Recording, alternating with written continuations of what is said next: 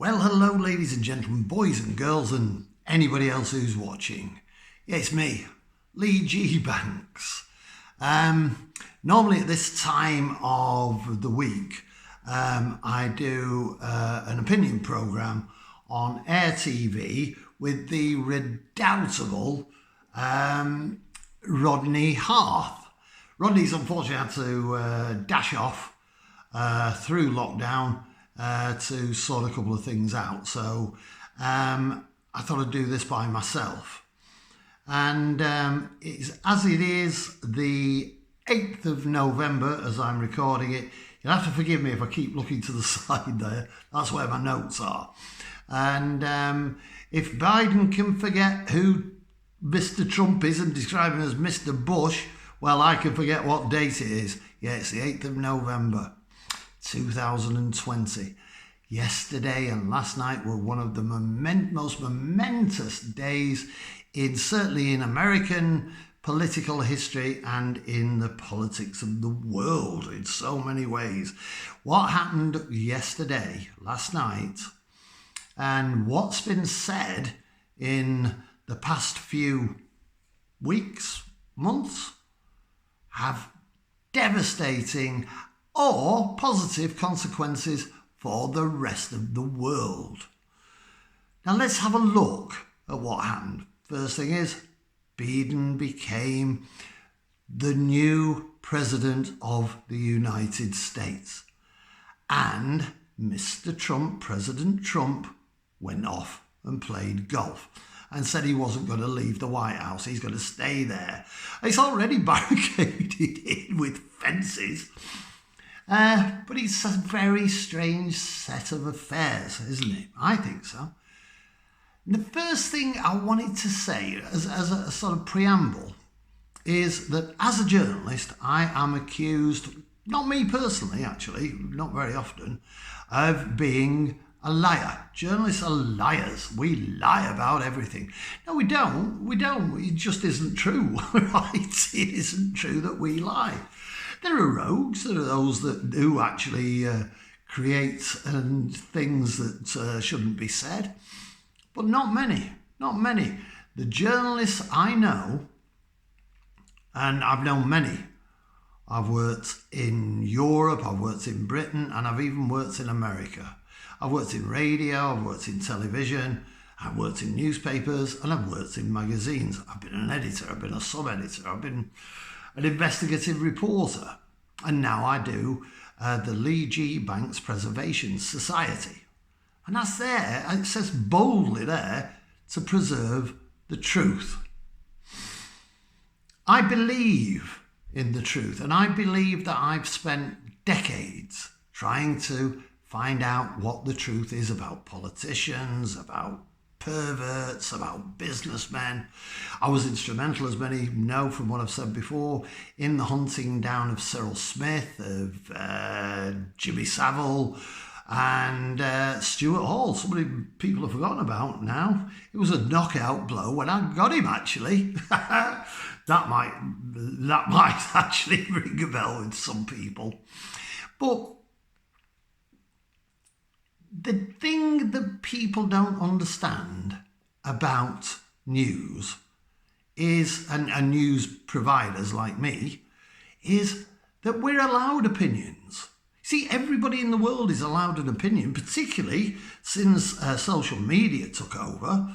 And social media gives everybody the right to opinions. But the right to opinions on social media is to attack my right to an opinion. My right, I research everything that I say, unless I'm having a joke or whatever. But if I am trying to serve news, I do the damnedest I can to bring truth to what I'm saying, to the best of my ability. Now, the first thing that Trump did when he took office in 2016 was to discredit the press, particularly the press, television, and media generally, and jumped on the bandwagon of social media, where really at that time in particular there were no restrictions on what you can say. There was nothing there to make sure you were telling the truth. And the reason behind it was that he believed that by discrediting the media, he would have the only voice left that he could convince the world, not only the American people, that he was telling the truth. And it backfired on him. The media turned against him. And quite rightly so. If you attack the veracity of somebody who tells the truth for a living, they will turn on you. It's just a fact of life. So let's look at what Trump did on the way to losing the job of the world's most powerful man. The main attack he's carried out in the past few days and weeks has been against the electoral system in America. He says that it's corrupt. He says that it's fraudulent. He says that everybody's using it to gain their own political means. Well, of course they are. That's what elections are about. But why is it a fraudulent media? And where are the flaws in what he said? Here's what I see as a major one. In 2014, when he was standing against Hillary Clinton, he made the same claims, particularly when it looked like he was about to lose, or he was on the road to losing. He started saying that the political system was fraudulent, that fake votes, everything, the postal votes were just made up, everything. He attacked the voting system of the world's most powerful country constantly until he started to win. Then it didn't matter. Well, my question is very simply, if he was telling the truth about that system being fraudulent back in 2014, wasn't he then elected to the position of president fraudulently? And if he knew and had evidence of this fraudulent system, why didn't he take it to court? Then put together what happened in the 4 years between the first fraudulent election, as far as Trump is concerned, and the next fraudulent election, this one that's just gone. What happened? Did he do anything to reform it? Did he do anything to make it work better? No, I personally don't believe he did. I don't believe that he did anything at all to improve anything because it had served his purpose. He'd won. So was he a fraudulent president? Now, I say he wasn't for one reason, because I don't think the election was fraudulent. Either of them. Either of the elections were fraudulent. I think, yes, like everything else, it had its peccadillos. It had things that weren't right. Everything like that does. It's just the way of the world, unfortunately. You have to forgive me for keep looking down here, because like I say, that's where my notes are. So let's ask something else. Do we believe that Trump's actions weren't just political, they were actually divisive? Well, this is what divisiveness means. It means that you do your damnedest to make people disagree and ultimately oppose each other in any way possible, whatever, even down to riots. Now, I'm not saying for a second that Trump created riots deliberately, but there were certainly riots going on during his leadership. So was the fact that he lied about the construction of the election system divisive? I say yeah. Was the fact that everybody who has investigated his relationship with honesty and the truth says quite clearly that he's a liar, that he does nothing else but lie. Lie, lie, lie, lie, lie. Now, I'm sorry, I'm looking at my notes again. I'm going to have to look at it. I've got to read this, but it's no doubt that in the great ovar of American politics, there have been presidents who lied. I think in every form of politics, people in power lie for expediency. But Trump has been exposed by the media that tells lies, in 20,000 different forms of lying. 20,000. He's been in for 4 years.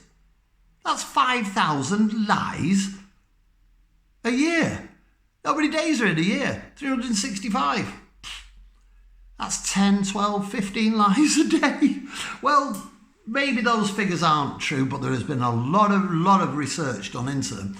And even if only 50% of those figures are true, then really he's been telling at least 7 lies a day.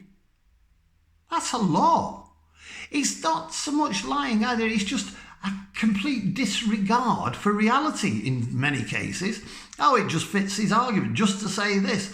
It's a craziness. It's absolutely round the bend. Now, let's be fair here.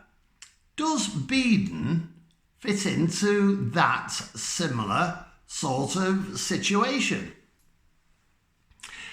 I don't believe he does.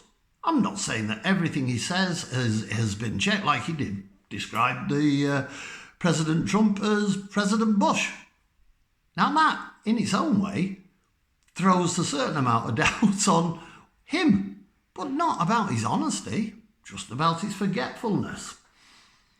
You see, it just is a strange thing. Now, look at it this way. Do you know how much Trump spent on his campaign to become president again? In 2 years, he spent something like certainly not far short of $1.5 billion. Now, Biden did the same. Not far off. He spent less, and he used it mainly for advertising.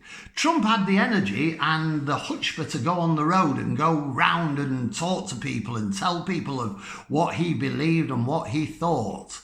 That's an incredible amount of money. Isn't politics about the fact that you convince people about what you're saying, not that you buy them? Boris Johnson did the same, but you know how much he spent? $1.5 million to get elected. $1.5 billion. $1.5 million. Obviously, it's far fewer people in England, but it is something that you need to be aware of. That this election, one way or the other, like all American elections, was bought.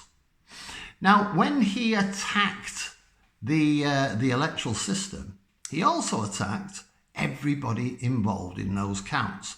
He, in one fell swoop, accused all of them of being dishonest.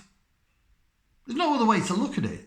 You know, the moderators, the counters, the people who delivered the votes to the counting houses, they were all dishonest. That's what Trump said. There's no doubt about it. How can that be true? Can that really be true? And bear in mind, ever since he made his first accusations against the electoral system, people like me have investigated it, and there is no palpable evidence of the system being corrupt. There are things that are wrong with it, but it isn't majorly corrupt. The other thing I'd like to look at is Trump's constant attacks on Biden's son, Hunter. Now, yeah, it's a tragic story. Hunter Biden has been and still possibly is, although he's supposed to be drying out, a bit of a wild child, a middle-aged wild child. Allegations of drugs, allegations of alcohol, allegations of wild sex parties, allegations of all sorts of despicable things, including the Ukraine and other business deals. Now, Biden could really have attacked Trump in that same way. But I don't think he did. I might be wrong. I stand being corrected. Tell me if he did. I don't think he ever went into the fact that Trump's brother died of alcoholism, that even Trump's sister, Mary, wrote a book about the family, saying basically how dysfunctional and cold and divisive the Trump family was. Look at Trump's history in business. He's done very, very well for himself. And like many, many businessmen, there are areas that perhaps need investigating. But I don't believe he was attacked because of his family. Now, why does he want to stay in power? Why does he deny that he's lost the election? Why does he threaten to hole himself up like some criminal in a dystopian movie in the White House? Is it because once he's lost the protection of his office, there will be certain investigations carried out against him? Things that have been talked about a lot. Again, his tax affairs, his business affairs, all sorts of things like that. Now, he could well be proved innocent in all these things, but at the moment, not much can be done about it. Now, some people are saying once he leaves the White House, he could end up in jail. Then there is the fact, and I'm not saying this because I don't really know anything about this. This is tickle-tackle. This is gossip. But it's suggested that his wife will now leave him because he's led her such a merry dance. And, it's been talked about ever since he moved into the world of politics that they weren't very happy together. Well, let's just finish now on this simple fact. I believe that Donald Trump didn't have a major connection mentally with what was going on in the real world. I think he knew exactly what was going on in the real world, but he couldn't make the connection for what reason, so things got a bit confused around him. And that's why he was accused of being a liar. Now, for a man to be in that powerful position and not to have a connection with the reality of the world is very worrying. The same is said about Biden. He's nearly 80 years old. He does a funny little run now and again. He forgets what he's talking about. He makes mistake after mistake after mistake, which in a 77-year-old granddad is fine. It's fine. Oh, listen to granddad. But this man now is going to be the most powerful man in the world. So, is it not time that American politics are scrutinised properly? Scrutinise the elections. Scrutinise the fact that do we want old men? Is it a country for old men? Do we not want people who are on the ball, energetic, like Trump is and was? Biden is a bit slow, but actually, if you listen to his speech last night, very powerful, very moving, very, very strong statement. Yeah, he came across really well, finally, after he'd won the election. Didn't do very well on the run-up. But politics in America needs looking at. If Kanye West is rich enough to say he's going to stand for election, does it all come down to money? surely there should be something else that we're voting for other than rich people. Thank you. Bye-bye.